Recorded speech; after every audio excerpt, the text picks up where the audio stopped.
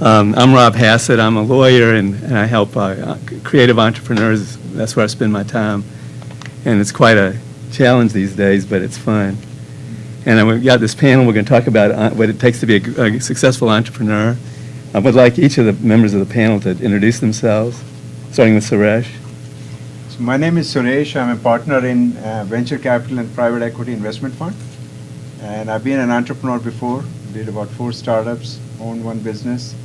And in prior life, I was in the large corporations with General Electric. And by education, an aerospace engineer, turned business guy. My name is Judy. I'm president of Competitive Edge Incorporated. We've been in business for 35 years, and we specialize in creating high-performance teams for companies all over the United States and Europe, and with bottom-line measurement results. My name is Maria Cahill, president of USF Bank Consulting. I've been in the banking industry for over 30 years, and I have a consulting firm that now consults for community banks. My experience involves being with big banks, Bank of America, JP Morgan, Bank One, et cetera, to try to help the community banks compete with the world banks. Well, Senior Vice President, Tripwire Interactive. I never really thought of myself as an entrepreneur until I was told apparently I am one. I've started 3 companies in my life. The first one we sold after about 4 months and made a stack of cash, thank you. The second one folded, and this one's still running. So yeah, I'm kind of one right now. I'm Pat Henry. I'm president of DragCon, convention, gaming, media, science fiction. I'm Dr. Meldrena Chapin. My specialty is actually in environmental research, and so the way I hook into this panel is how our spaces can help us be more creative and more successful. And I'm a former professor, and several of my students have gone on to be entrepreneurs and open their own business. My first question for all the panelists is, do you think you can predict whether somebody would be a good entrepreneur, a successful entrepreneur, or do you think it's unpredictable? What do you think, Suresh? I would say predictions are pretty hard to make. So, but there are certain attributes, certain characteristics that you can observe, and I think they point you to the potential of a person, whether you would be a successful entrepreneur or not. So I don't know if you want me to share those things at this point, or I can go ahead and share some of them. See, some of the things, and I come from industry and entrepreneurial background, so I would share it from that perspective clearly. One of the things that we used to think many years back when I launched my first venture, everybody said, look, you have to be passionate about it. But the way I see passion today is, yes, you should be passionate about something, howsoever small or big, a problem that you want to solve. But I think raw passion for a successful entrepreneur is not enough. I think passion with a degree of deep domain knowledge, it could be you or it could be a partner or co-founder, I think that's important for you to be a successful enterprise. Otherwise you would learn the hard way, and you learn it very linearly, and that's kind of a harder journey. Some would survive, some would not, and I think that's one aspect of it. The second thing, which I think is even more important than passion, I believe today, is that you have to be open to learning. I think we get too invested in ourselves, and we start believing in those things that they work. I think entrepreneurship is about first principles. Every project is different, every problem is different, every new venture is different. You can't say, hey, I've done so many and I made $1 billion here. Doesn't matter. I know billionaires who made billion-dollar companies and then the next one flopped. Why did that happen? The reason is there is nothing like a cut and dry formula for success. You really have to see from first principles, and therefore adaptability. Adaptability does not mean compromise. Adaptability means your ability to adapt, learn every time. I think I love that Russian saying when you say, hey, you learn all your life and you die like a fool. You should be comfortable with that. I think you should be comfortable with that. Yeah, you would die like a fool, but that's okay. You know, you keep learning, and keep doing things. So that's the second thing. Last one, without taking too much time, is what I would share is build a network when you don't need it. Most people look for a network, check their Rolodex when they need it. And I think, personally, you got to love people. For you to be a successful entrepreneur, you have to just like life. You have to love people and build a network when you don't even need it.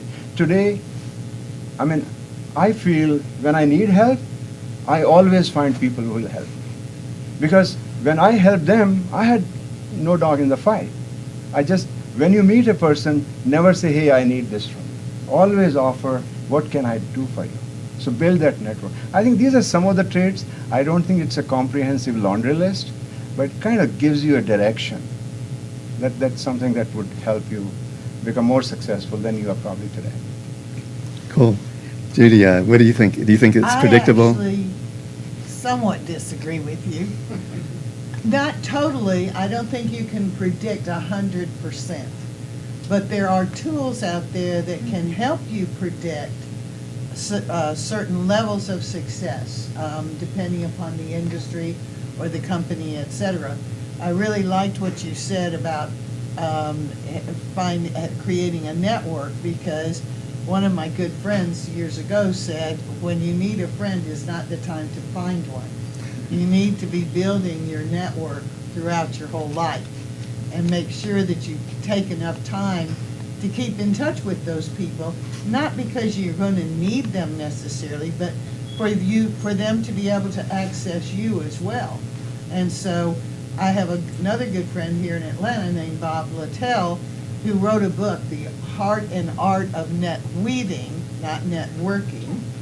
And net weaving is about making those connections and not just saying, oh, well, tell them to call so-and-so and tell them I said so. It's actually putting people together and making those connections. But there are tools out there that I'll talk about later with regard to knowing what kinds of qualities are you looking for and how much of those qualities do you have. There was a study done in 5 different countries looking at serial entrepreneurs, not just one entrepreneur, but serial entrepreneurs. And actually they did find that there's several characteristics that are true for serial entrepreneurs, that if you don't have them, the chances of you being a long-term success are not real high. Can I say ditto? No. You just did. I did.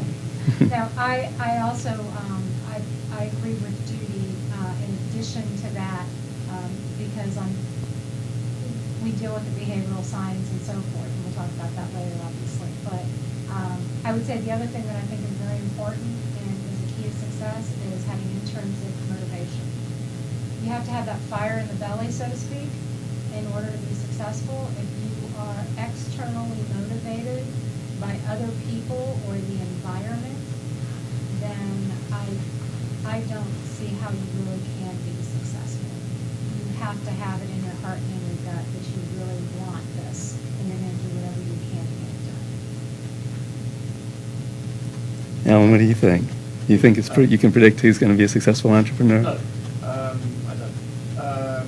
I can tell you people who won't be. Yeah. We were joking earlier about, I've done enough presentations at middle schools, high schools, colleges, whatever around here, around the Atlanta area and whatever, and practically given up on doing it because you're getting in a room of 20 or 120 people, whatever it is, to talk about jobs in the games industry, and half of them are sitting in the back picking their noses. I can tell you they're not going to they're not going to take it anywhere. Spotting those who are is a lot harder. Passion is part of it. Passion, drive. It's it is very difficult to pin down. There's also got to be the will to do it. Not just passion is a huge part of it. You've got to. Some people go into starting up their own businesses blindly, and that probably includes me. at least once. And you don't realize what it is you're taking on, what you're asking of yourself and those around you. Having moved my wife and daughter over to this country on a whim 10 years ago, that was potentially a very, very stupid idea. And I hadn't necessarily thought through the consequences. But a piece of it is definitely about, it is about the will to do it. That people talk about drive, whatever you want to call that, that thing that keeps you going, fire, whether it's fire in the belly, the ability to stick to it, to keep driving through, even when it gets I suppose that's part of it, to the passion side of it. It's that thing that the willingness to keep driving forward when it seems like it isn't possible anymore. But that leads to something we were talking about earlier, which is knowing when to call it quits, knowing when, no, this is a really stupid idea, get the hell out. And that stuff does matter too. Yeah, I'm rambling. Thanks.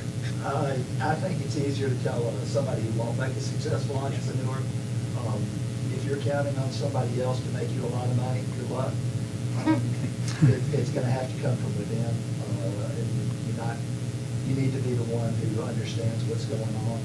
Not in all phases. You need to be able to surround yourself with people that can help you. Be strong. Figure out where you are, what your weaknesses are, and get some expert help in those areas. That was, sorry to interrupt that. That's the point that came up earlier.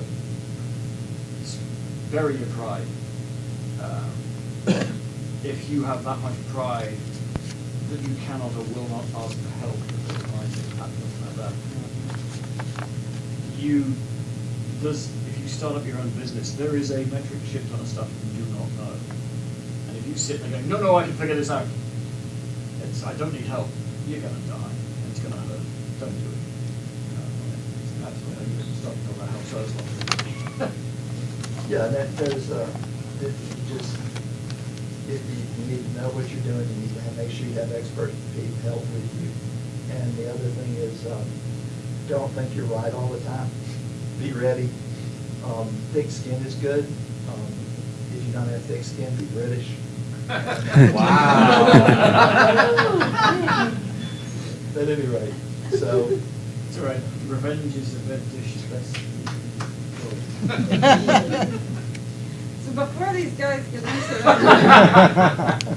I agree that from what I've seen from my students that have gone on to be successful, both in their own adventures and with other groups, whether those are groups that are entrepreneurs or not, is that they do have some sort of courage about them. This sort of this idea that I'm willing to take a risk, but I'm also smart enough and aware enough to know when that risk isn't valuable to me. They are very hardworking. The other thing that I would say is that they have the capacity to be a systems thinker. So in order to operate a business or a project or whatever on your own, you can't just look at one dimension of it. You have to figure out, how do all the pieces connect? What is the spider web that goes between them? Where do I have knowledge? Where do I not? I myself am a researcher. I love research. I'm horrible at statistics. I know when I need a statistician. All of you sitting in the room have something, your weakness, that you're not good at. Build your network to where you can find that. But you have to think about the whole thing as a system. You can't just focus on one little portion of it. And that can be complicated because we can get lost in the complexity. Kind of following up with that, I think the other thing with regard to this thing about predicting, know what your strengths are and what your weaknesses are. For instance, when I started my business, I made straight A's in accounting when I went to college. I hated accounting. From the first day I had a company, I hired somebody to do that particular job, okay? And if I had not, there's not a doubt in my mind, I would have probably not still be here today. because I don't like that stuff. I still don't do it. Now, that doesn't mean that I don't understand the numbers of my business, but I don't want to do the physical work. So know what your strengths are and also what your weaknesses are. I've seen a lot of entrepreneurs that have tried to do it all, including like the vacuum cleaning of the office and so on when they first get started. Maybe it's cheaper for you to pay somebody else to do that and you spend your time marketing that business or doing something in the business. So always look at what the cost versus the payback is. There's a thing lurking there as well, which I've seen people do when they're starting up or thinking about starting up is they think they have to do it all themselves. And I've said this to college students enough times now at SCAD and Art Institute, wherever. Go get that help. If you're an artist or a coder, you probably don't understand accounting from a hole in the ground. You don't know how much trouble you're going to dig yourself into. But if you're a student, there's MBA students, there's accounting students all around you. Just go reel them in. They want experience and do exciting and interesting things. Well, most accountants do something. Yeah, I'll do that joke. They want to do those exciting things too, and they want the experience. Don't be afraid to ask people around you for help, because you talk about students. And again, I think you're all in it together. You're all at that start point together. Go grab them. If someone goes, "Oh, I don't really want to," then go find somebody else. Don't find someone who you have to drag kicking and screaming. Find someone who gets excited about the thing that you're doing. But get that help. We hear about assessments that are used in psychology, questionnaires that are used to predict things like sales ability and teamwork likelihood and that sort of thing. So have you ever used any assessments? Yeah, sure. One of the tools, I'm a very practical person. So, I do read a lot. But one of the tools that I use when I'm building my enterprise, a venture, or a company for that matter, is what I call as a say-do ratio. So do you do what you say? And I think that's a very good way to measure performance, people, values, everything. For me, at least, that has worked. So, for example, I asked my partner, "Hey, would you do this?" "Yeah, I'll try my best. Hopefully, maybe in 2 days' time." I think it's important for you as a founder or as an entrepreneur to make sure that you have a very good way to measure that. I typically give 3 chances to a person, and if their say-do ratio is not 1, I make a note of it. So some people would say their say-do ratio may be more than 1. They said something, but they did less. So it's say divided by do is more than 1. So you should think about it. What is causing it? Sometimes it is less. And sometimes in spite of working hard, you find that results are not as good as expected. I think that's a hallmark of measuring professional integrity, personal integrity, performance, skill set, your ability to adapt. Because adaptability and alignment, I think if you understand these 2 fundamentals of making a team, making a business, how well do you learn, how well are you open, and how good are you focused at the goal, that's the tool I have used. So, all others are spreadsheets and all are good, but I think as a leader, founder, entrepreneur, I think those tools come pretty handy because you can use it at any time. What do you think about using assessments for prediction? That's one of my specialties. I was going to say, you're preaching to the converted here. Yes, it actually is. Before I even started my own company, I did spend a number of years in sales and marketing positions. But there are tools out there that a lot of companies don't even know about today, which always amazes me because there's been lots and lots of information out about it. But one of my favorites is one that is called the Talent Insights Assessment. It's Success Insights Talent Report. And what it does is it evaluates you on 4 basic behavioral dimensions, telling you how much of each of those dimensions, because all of us have all four, how much of each of those you have. And then it also measures you on 6 basic motivators or drives, which you all have all 6 of those drives, but 3 of those are based upon the research that I've done, as well as the company that produces this assessment has done, is critical for successful entrepreneur, at least specifically serial entrepreneurs. The 4 behavioral styles are dominance, influencing, steadiness, and compliance. That's where the DISC behavioral model comes from. It actually was created by a guy by the name of Dr. William Moulton Marston, who was a professor at Harvard. In 1928, he wrote a book called The Emotions of Normal People. Don't go out and buy it. It's one of the worst books I've ever tried to read. I actually did read it twice, but it really is a bad book. There's other books out there on that model besides the one he wrote. But in 1928, there weren't a lot of people talking about the emotions of normal people. There was a guy running around the country talking about abnormal people. His name was Freud. So his book became a bestseller, and poor old Marston went by the wayside. I just take issue with this just for a moment. Depends on your definition of normal. Right. Well, Normal. Marston may not have been normal, but he was studying normal people, according to the research. And every 4-factor model, whether they call it disc or ice cream flavors or colors or birds, have all been based upon that 4-factor model that dear old Professor Marston created years and years ago.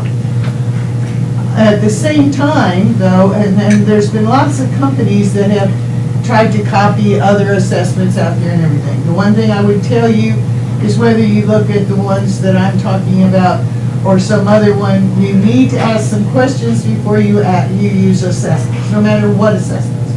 You need to know who developed it, what are the validity factors, what was the sample size or the beta size of that do they update their validation studies, what do they have norms and so on, to make sure it's measuring what you want it to measure and what you need it to measure. But every single job, no matter what the company or the industry, does have some combination of those 4 behavioral styles that are required to do that job successfully and effectively. The 6 factors of the motivators and the drives is this person motivated to, do they have a passion for lifelong learning? And by the way, that was one of the 3 factors that they found had to be there in successful entrepreneurs. If you don't have a natural curiosity, you may have some struggles. Utilitarian drive, do you want a return on your investment? Does it, whether that investment is in time, energy, or money, do you want to get one of those back or some of those back? The next one that they talk about is one called aesthetic, which is, do you have a drive or a passion for being kind of in nice things in a nice environment and so on. High aesthetics don't usually work out well in manufacturing environments, at least not on the floor in a manufacturing environment. Social, do you want to give back? Do you want to find peace and love in the world or so on? That tends to be more going toward nonprofit kinds of things. Do you want to be a leader? That is it's called individualistic, and that is a person who wants to make a difference. They want to be, and they have a desire to be in a leadership role. And the last is traditional. Do they have a system for living? Certain companies have certain motivators that are the driving force behind that corporation. Most of you are probably here from Atlanta, you know Chick-fil-A. Chick-fil-A has a very high traditional culture. That's not whether it's good or bad. Doesn't mean that if you don't have a high traditional motivator that you're not going to be successful and be hired by Chick-fil-A. But it will tell you that you probably fit in better with that kind of a culture if you have a high traditional. The same thing is true for other companies that may have a higher utilitarian, higher theoretical, etc. But knowing which the three that are most important in the research that's been done recently is theoretical, utilitarian, and individualistic. Now, there's also another model that I've used a lot, and that is emotional intelligence. Looking around the room, probably some of you have heard of that term before. There are assessments out there to look at your emotional intelligence as well. Do you have the capability to read your people and your social environment in order to choose effective behaviors? Those are just some of them. There's lots of others. And we look at what the situation is, but the biggest thing is if you have a role and you look at what's the benchmark for that role, and then looking at trying to match people better to that, you'll have better success. One of the assessments that I like is something called BARK, Learning Styles. It's B-A-R-K. And this is really helpful when you're putting together a team. The learning styles are audio, you're a hearing learner, you're a read-write learner, so you do by read-write. There's a kinesthetic learner, which is a doing learner, and then there's a visual learner, which means PowerPoint slides, videos, those sorts of things. And once you know which way or which two or potentially three ways you learn best, you also discover that that's the way that you communicate. So if you and a partner are completely opposite, if you are a visual learner and they're an audio learner, you may have communication challenges. So once you start to put together a team, and you can take a quick little thing online, or you can just actually start observing people and you'll figure out which one they are. But it's helpful if you use language that supports their learning style. So would you write me a memo about that if you're a read-write learner? Would you tell me about it if you're a hearing learner kind of thing? But it also helps you discover which ways you are communicating more. And so I don't know that that really has anything to do about whether you're a successful entrepreneur or not, but it certainly helps you communicate in the world, which may be a good thing to be able to do as an entrepreneur. Well, and I would say to you, I think it does, because I've used it in my consulting company, and I know that, and the assessments can be used for multi-purpose, obviously. So,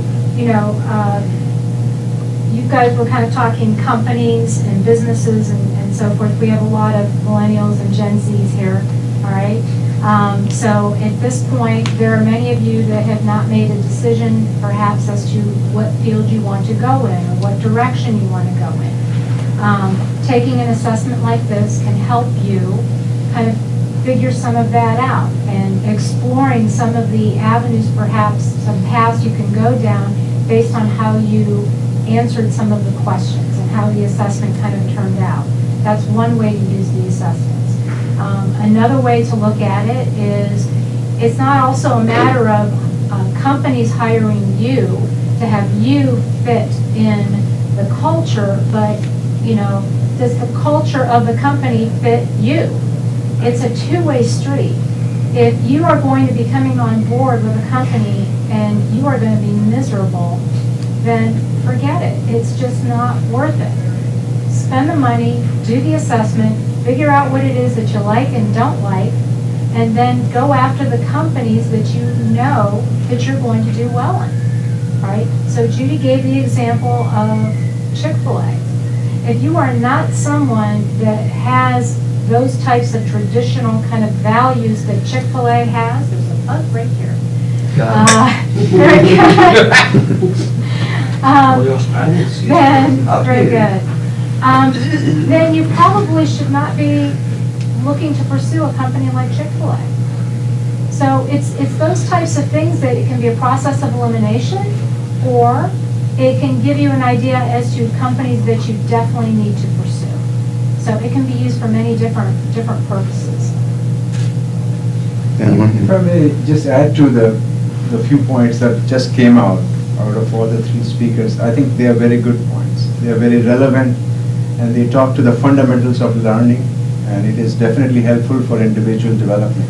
But if I may put that in the context of an entrepreneur and how you build your venture, one of the things that typically I've seen work for me is you are in a time crunch. You have very finite time to figure out what the answer is. That's one. The second thing is you also do not know all the answers. So the one way to look at learning could be, put a finite timeline on that I need to know this in next 20 minutes. And I think the way you do that is, once you put a finite timeline, all that learning, finally the way I see it, it boils down to two things. Knowledge on your fingertips that you can apply right off the bat, and knowledge by reference. And I think it's important to sort of parse it out and say, hey, in my 20 minutes, I'm going to figure out an answer that's directly relevant for my problem solving, which is aligned with my venture's growth. And I think that drives a different behavior to learn. You learn to prioritize what's relevant and what's not so relevant. It may be very good to know, but it may not be relevant. And I think that is very critical to be a successful business person. Helen, did you have any thoughts on that? No. Pat? I don't test well. And It's not a test. And I'm not sure. It's a test. I think the most important is commitment. Yeah, I test people with that. And you'll be a happier person and you'll be a better partner if you honor your commitments. And I think you said you give them 3 shots.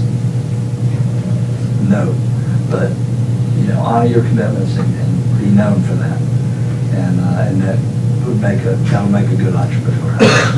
Relating to what Pat just said, I've noticed over the years that the worst students, many of the worst students become the most successful people in the entrepreneurial world. I mean, they drop out.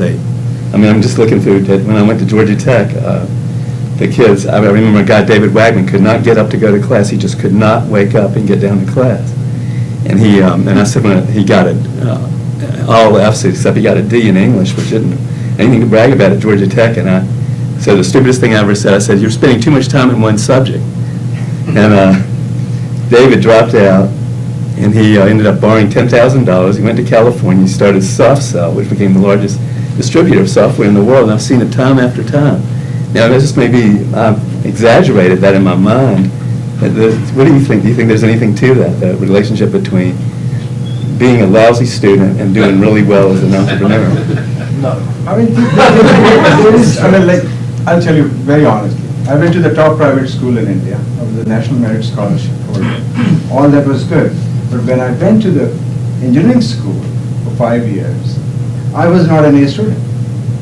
I was a C student. I think the learning in the classroom is only 10% of your life. The 90% learning is outside the classroom. And I think that's very important because I agree with you that you have to see it in the whole context. You have to be aware of your circumstances. What is the environment? In what are you working? What is the need? And I think that comes from reading people, reading behaviors, reading environment, reading who else is doing what, a collaborative nature. I think that's where, it's not that getting C grades is good. If you can get A grades and still be aware, nothing wrong with it, you'll be equally awesome or better. But I think if you get only A grades and not have the rest of the thing, that's not sufficient. And I think that's how you want to really see it. I think we have not really innovated our education system in line with the changing needs of the world. The original system, we as humans have limitations on learning. So what we did was we parsed out, hey, this is physics, this is chemistry, this is... Well, life is one. If you have to solve a problem, you have to solve everything around it. So similarly, if you have to run a business successfully, it's not about technology, it's not about sales, it's not about marketing, it's not about accounting, it's everything. So how do you learn everything? You will never know everything. So you really need to know, how do I get to that answer? And I think it has not much to do with grades. Grades give you a baseline. Beyond that, You have to be continuously learning, open to learning, and I think that's what makes a difference. I mean, I've had people who are from the top schools with all the A grades, but at the same time, they don't make leaders, not necessarily so. So that would be my comment. Sure. Question? I think it's interesting nobody's mentioned Myers-Briggs, and I was just I'm curious what very your thoughts familiar. are No one about mentioned that. NLP or anything else, but I mean, But to me, sure. I mean, that seems to be a benchmark in assessing people's gifts and skills and their strengths and weaknesses, and I was curious your thoughts or I'm very experience on familiar that. with Myers-Briggs. What do you think about it? Myers-Briggs was originally developed and actually was validated with college students. It was never designed to be an assessment to be used as part of the selection process, but lots of companies do try to do that. It is, if you use Myers-Briggs, there's a couple of fallbacks, some issues with it. The biggest one is that you will never be able to identify a person's natural style by using Myers-Briggs. It has to do with the construct of the assessment itself. The second thing is that from one administration to another, your Myers-Briggs scores may change.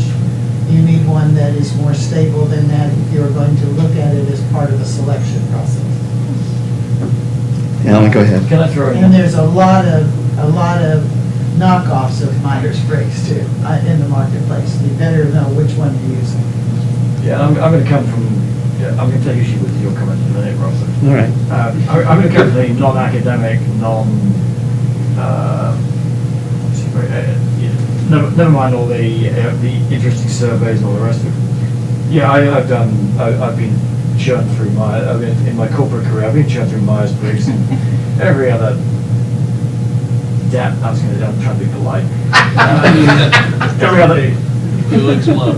every other effing, analysis, and I've lied through most of them and achieved what I need to do through the corporate world. I know you can't cheat them completely, but that's not the story. We were talking about the question that led into that was about assessment, and finding entrepreneurs. This is all. Any of these things, I'm sorry if I'm treading your toes, but any of these things it's data. That's all it is. It's a tool. It is a tool. It provides you with data which might become information. It becomes information depending on how you use it, what you read into it, what you understand about what it is actually for. So do not get hung up, as some people do, on I had this person do this assessment and he tells me he's a psychopath, so we can't employ him. Don't. It is data to be used intelligently. And I've seen, I had a 25-year corporate career before doing stupid stuff. And I've seen so many middle managers across so many corporates, you've been through this as well. They'll go, aha, but your assessment says this. So I shall put you on this training because, and you go, oh, shut up. So take this stuff, use it intelligently, as far as those things go, and understand what it is really telling you, what it will not tell you. And I hate to say it, but gut instinct, what you, I think someone talked about, you need to understand people. That is just information that will help you understand the person in front of you. It may give you questions to pose to the person in front of you. And all those sorts of things. It does not tell you the answers. It's a whole pile of information. And before anyone interrupts me, I'll get on to the second round. You're talking about people who dropped out of college being wonderful and all this stuff. I'm sorry, you're talking about sodding unicorns. I'm very happy that a couple of high school dropouts or whatever have gone on to become gazillionaires. But I would, seeing one of those people coming, I would not touch them with a 10-foot pole because I do not trust them. I do not trust their commitment to getting the job done. If they are that self-centered, I'm happy for them, but I don't want them anywhere near me, any company I've ever had, or anything else. Because those types of people are, yes, they may be staggeringly focused, but they are focused on themselves, on their ends, and nothing else on the planet. So you wouldn't invest in them either? Pardon? She wouldn't invest in their companies either. No, I wouldn't, because I don't trust them. I could have invested in Zynga. I'm so glad I didn't. Anyone here dumb enough to invest in that kind of shit? Did you watch that soar wonderfully and then crash catastrophically because they are so laser focused that they have only one idea and only one answer? No, not interested. So, no, don't drop out of school and tell me you're clever. Don't drop out of school and go found a company and expect someone to, to give you the world on a plate. Sorry, Rob. It's all right. Pat, what do you think? I know both of the Gordys dropped out of Georgia Tech. One did a Gordy tire company on the corner, one did the varsity, but I don't want to serve hot dogs. So the Chris Klaus it may serve their ends, but it really won't serve mine. Commitment's the thing for me, and if you don't know how to read people, find somebody that does, that you can have help you with it. I'm not great at reading people, however, like I have my commitment test, and I have somebody else who is, what is that, laser? Yeah, that's it, yeah. laser focused. That it, yeah, that word. You're a professor, so you've seen the kids come through. Well, I think one of the things that's underlying in this conversation that we haven't brought about is that you need, as an individual, to be able to read your gut instincts. And it's very hard to do because we pry this away from children as you're very small. We start telling you that your instincts aren't important, that knowledge is better, observation is better, whatever. Somewhere in your gut, when you meet somebody, tells you whether they're the right person or the wrong person. Often. And you have to be able to take a deep breath and think, what is my good sense of this, whether it's an opportunity, a person, or whatever. And it can be hard to do. But there's some really interesting studies, particularly about women that have been assaulted, and about 80% of the time they have a gut feeling something's going to happen. So, have you ever been out on a date and you have a gut feeling this is going to go bad? It usually does. Gut feeling it's going to go good? It usually does, right? Sometimes you can have the same sort of things happen in business. And you have to know, when am I going to pay attention to my instincts and when am I not? Oh, always pay attention to your instincts. Well, I do agree with Alan on one thing, and that is if you're going to use any assessment, you need to be trained on that assessment. You need to know what it is measuring, what it isn't, etc., because they can be very dangerous if you don't. Lots of people want to say that it's putting people in boxes. If you use the right assessment, it's not putting you in a box at all. It is literally identifying what your strengths and what your potential limitations are and showing you how those can be used in an effective manner. But I do think that, lots of people want to look, going back to your other question, look at Steve Jobs and some of the other people, Mark Cuban, who dropped out of school and became super successful, but I don't think that's going to happen to everybody. I think that... Pardon? You don't see the unicorns going by? So I do think that education is important. I do think you have to have a high curiosity if you're going to be an entrepreneur. You may not need it if you're going into corporate America. It may serve you. And on the negative side, if you're too curious, especially if you want to help improve things in many of the corporate environment, they may not be open to your learning or your suggestions. And you may say, gosh, they're paying me this much money. Why aren't they listening to me? Because they haven't learned yet. Unfortunately, no matter how many Harvard Business Review articles or Fortune magazine articles come out, they don't pay attention to the fact that the most important aspect of their company, no matter how big or how small, is the people. And understanding that is totally critical.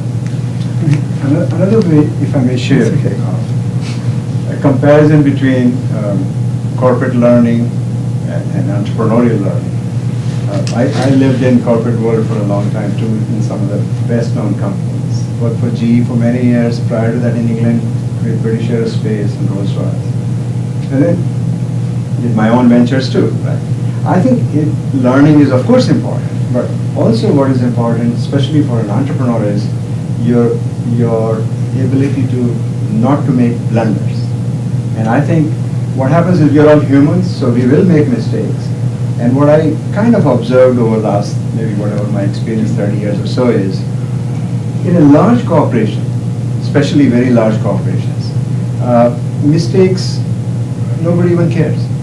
But if you commit a blunder, the first blunder kind of goes unnoticed because there is so much of resilience in the organization. It kind of, you can still cruise along. When you make the second big blunder, especially at functional level, middle management level, or at the skill level, the second major blunder, yeah, you may probably lose your bonus, or you may not get a raise or promotion, but you would still hang around in a large organization. Remember, mid and smaller organizations are very different. But if you make the third blunder, then suddenly the HR notices you. Oh my God, this guy keeps making big blunders, right? So what they do is they change your function. They see it as a human resource development opportunity. So maybe he's not a suitable guy for this role. Let's put him and try it here. And it goes on, and a lot of inefficiency creeps into the organization. As an entrepreneur, 3 mistakes make a blunder, and the first blunder will kill you. That's what it is. But at the same time, if you make 3 blunders, it will make you a millionaire. Just think about it. Think about it. You're going to get fired, get a bonus. Because what happens Then you is... go before Congress. Yeah, no, I'm not talking about violation of law and cheating. That's a different thing. That's not about learning and doing mistakes. Mistakes are human. When you do some things, there will be times because you would make mistakes. That's what. So what I'm saying is learning is a two-way process. One is a positive, linear learning. You're trying to understand. At the same time, the way I see it is you minimize committing mistakes and blunders is not because you are smart, but because you listen to your peers. You have a very good collaborative environment to work in. And you talk to people if you don't know something, ask somebody. And they will give you a better answer. And that's part of the learning too. That's just a thought. Here's a question. Do you think that it's more likely that a successful CEO of a large Fortune 500 company could be do well as an entrepreneur, or more likely that a successful entrepreneur could do well as a CEO of a Fortune 500 company if they build it, if their company becomes one of those? My view is it's about adaptability. Not all CEOs can become good entrepreneurs, and likewise, not entrepreneurs can become good CEOs of their own ventures either. Because what happens is most innovators and inventors think they are good entrepreneurs, but they're not. And most entrepreneurs think they are very good project managers, but they're not. And most project managers think they're very good CEO material, they're not. Most CEOs think they are like leaders of the industry, but they're not. So many people think something they're not. At every stage you have to learn and adapt and grow. But the thing is, there are CEOs, I remember 30 years back, everybody believed that to be an entrepreneur you have to be 20-something. But I think today you are seeing a lot of gray-haired people who have turned entrepreneurs and successful entrepreneurs because they're willing to learn, they're willing to adapt. So adaptability is the key rather than age. I think entrepreneurship is age independent. It is function independent. It is gender independent. It is location independent. There are innovators all over. Provided they're willing to learn, willing to solve a problem, they're passionate about it, and go make a business out of it. That would be mine. Any other thoughts on that? I would agree with you on that. I think that there's a lot of times that people that start their own companies, I know a lot of them that start their own companies because they can't work for anybody else.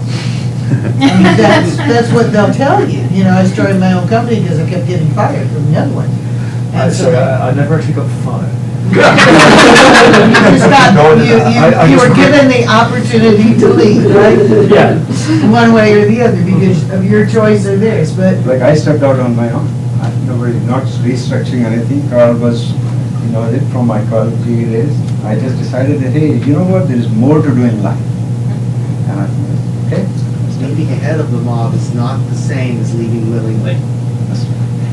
Right. That's very true. But I think there's a lot of CEOs, and especially second level, like vice presidents, CFOs. I've actually worked with a number of them that thought they could go out on their own because they were successful in this big corporation, and so they automatically assumed they had what I call endorsement or credibility, and then they went out into the real world and found out nobody was buying their crap. I mean, they came across as not being authentic. And authentic leadership, in my opinion, in today's world, is an absolute must. You have to be honest with yourself and honest with other people. Part of the emotional intelligence assessment that I use, and by the way, it is normed and validated for use as part of a selection tool, and has been used by a lot of corporations, but some of the characteristics that it measures is where is your problem-solving level? Are you facing reality testing? What level of optimism do you have? What level of self-perception and self-awareness do you have? Because what you'll find is a lot of people have a low level of self-perception. They really don't know themselves. We've got about 2 minutes, Rob. All right. We had a brief discussion earlier about the entrepreneur and the CEO, and there was one distinction I'll mention briefly. And it's with the CEOs, you see more of the positioning and the arrogance in a CEO as opposed to someone who is an entrepreneur, because the entrepreneur has to basically do everything. So they have to learn how to work as a team, do things like clean up, vacuum, and everything else that a CEO never has to do. So there's a huge difference between the two. So one may not necessarily be able to be the other and vice versa. Anybody have any questions? Very good question. Go ahead.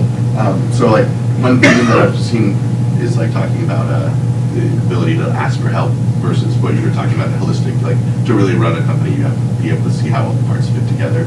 And obviously like they're all separated because they each have a specific model that's kind of siloed into the thing. So I was wanting to pose the question to everyone, like, do you feel like more entrepreneurs are like a jack of all trades and a master of none, or that they're very successful in one of those silos and then finds people to help them in the other areas? Good question. I can quickly share my. I think most entrepreneurs believe that their solution would solve world hunger and they'll be $1 billion company. That's it. And I think that is that's not the way you want to start. Even if you're solving a small problem, everyone doesn't have to be Mark Zuckerberg. That's how you have to think. If you're solving a problem that is needed by people in society, I think you're a good entrepreneur, passionate about it, solve a problem. You would still not know all the answers to all functions of building a business. And I think you should be open to learn, bring people on your team who have the similar values, especially the core team should have similar values. I always look at, when you're building your C team and co-founders and partners, most important thing is they should have same values. When you're building future growth leaders, they should have potential. But when you're bringing people who have to do a functional nature of jobs, look at skills. Values, potential, and skills. That's how I kind of bucketize it. And ask them. I would like to just add one thing. If you are considering becoming an entrepreneur, the best book I have ever read on entrepreneurship is recently come out, just a few weeks ago.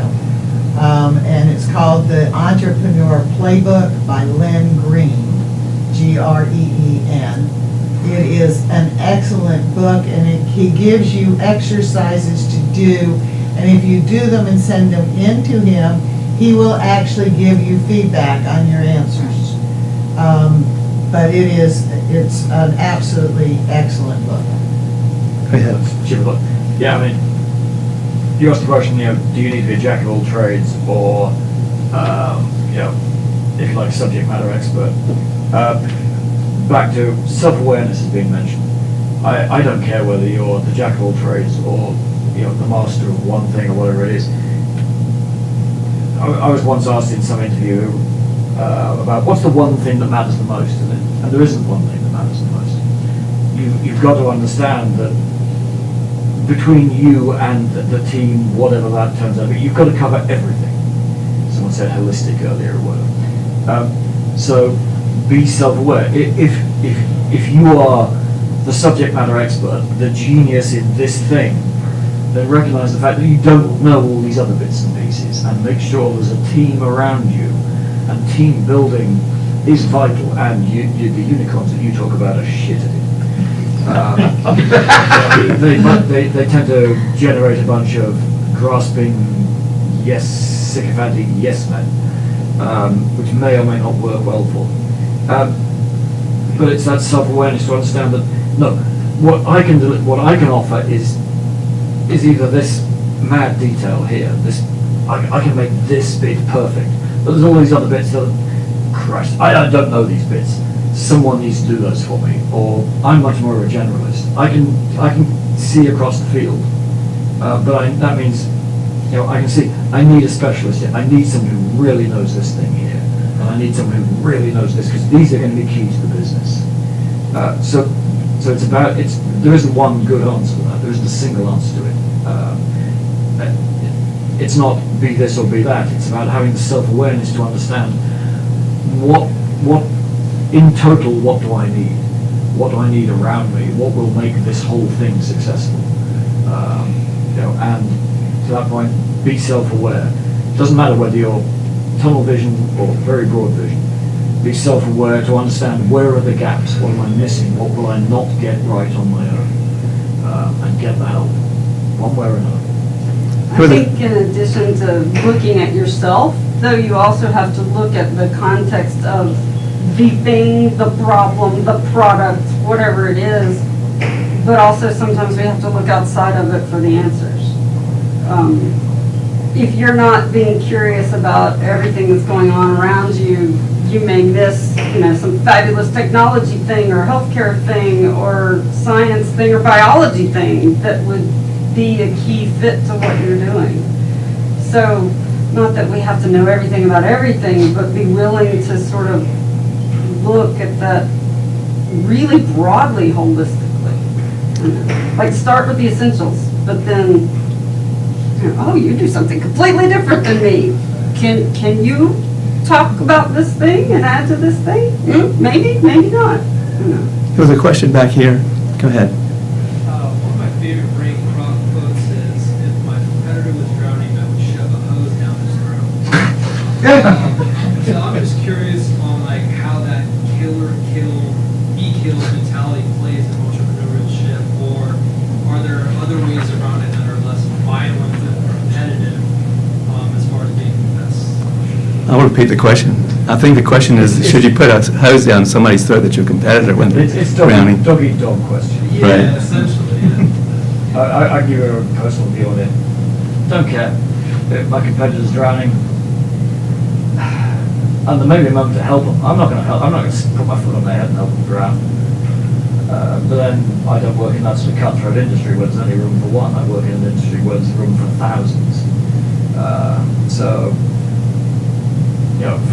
In our industry, be careful what you do, because what goes around comes around.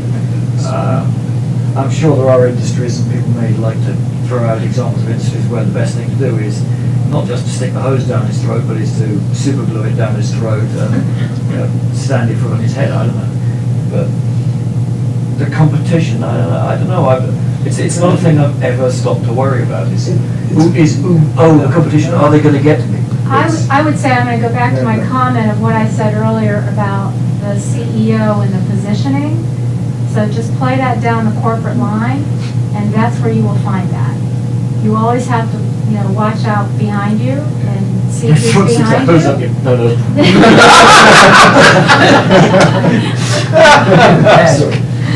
Yes. More so than I think if you're an entrepreneur. I think everyone is they're starting the same, they're looking to help their teammates, so to speak, or their partner, colleagues, peers, whatever the case. I don't necessarily. I think you want to be a part of building an industry, not a part of making, tearing it down. Not making a tyranny. There's also a thing that comes out of things like the investment session this morning and things like this, which is that if you are genuinely going to make a real pitch at being an entrepreneur, whatever the hell that means, we can sit down and try to find what that means. You're joining an interesting club, and frankly, I can't think of any other. that's not completely true. I can think of a few people I'd punch in the face. In general, any entrepreneur around you that you know, that you meet, the vast bulk, except your unicorns, will go out of their way to help you, and you should go out of your way to help them because you are in the same boat. You are facing the same challenges, maybe totally different industries, but you can learn off each other, and it does no harm to, rather than stand on the guy's head, the girl's head, have the lunch, talk it through, figure out what can we do for each other. Not just because what goes around comes around, but because you will learn from that. If nothing else, you'll learn why he's drowning, maybe, and why you should try not to drown. But there is that thing, I don't know if anyone agrees, that there is that feeling around entrepreneurs that there's some complete gits in me, who just deserve a good slapping, but most will be willing to be involved, willing to engage, willing to discuss.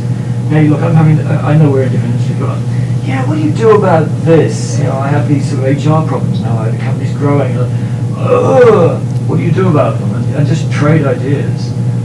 That side of things is actually, to me, is far more effective and useful than just beating the crap out of some poor random. Your question is very realistic, and from my own experience I can share. So I think it's a very good, fair, realistic question, so let me face it very squarely. I think there are two scenarios. When you are a startup and you're a venture and you identified a new marketplace and you begin to grow and you are likely to look very successful, there is a good chance that in the entrepreneurial world and the companies that are somewhat established who would get disrupted by your solution, they would try to kill you. So you should be watchful for that. The way you do that is you continuously benchmark your competitive advantage and you run as fast as you can. Because the only way you can survive is two ways. One, you innovate faster, run faster, and at the same time, you can always take measures, and I'm speaking in front of an IP attorney, a lawyer. You make sure that you protect the know-how, the secret sauce, the IP, as best as you can. Nothing is bulletproof, remember that, because human nature is that if you can do something, I will figure it out how it is done, even if you don't tell me. And that's just, history is full of it. So what you do is, you do plant some, like a fencing, watchtowers, maybe some file for some families. Plant some mines, so that if somebody who's coming to catch you gets blown apart. And companies do it all the time. So I would not be naive to tell you that no, there will be people who will be standing with the hose. They would try to kill you. I don't mean to say literally from a business. Okay, so that is a fact. I know in my second venture, we were becoming very successful, and an established company basically, so here is the solution, basically filed a frivolous lawsuit. Oh, they have stolen our IP. Now you are slammed with a lawsuit which will cost you money and time and in the court and distract you, right? That's exactly what they want to do, so that you go bankrupt. That is why make sure that you have reserve capital, because your ability to sustain and survive, you can overcome that. Large companies do not have to worry about this a lot, because large companies, the way you worry about the competition is because you have resilience in the organization. You can survive even if you're losing the race for some time, and then you can bounce back. So that's a different game. But in the entrepreneurial world, it's a different game. But entrepreneur to entrepreneurship, you are not likely to see much of that happening. Why? Because you are passionate and you're busy solving your problem, building your business. If you start spending time in killing the other guy, I don't think you'll succeed either. You will be wasting all your energy into that. So you don't see that much happen. So you would see scenarios like this. And best way to, I feel the model that works best is if you passionately pursue excellence in your company, I don't think you have to worry about somebody trying to kill your business. And if I could just add one quick comment. One of the best pieces of advice that I got when I first started my business, which was 30-some years ago, was, Judy, you need to decide, are you going to be the business or run a business? If you're going to be the business, you're going to be there all the time, and you're probably going to have to just retire and walk away. If you're going to run a business, you're going to develop a business that then is saleable in the ultimate long term. And that was one of the best pieces of advice I could give anybody, especially anybody that's going into a consulting type of service industry, because lots of consulting companies have to walk away every year because they are the business. We've exceeded our Instead of- time. Go ahead. Yes.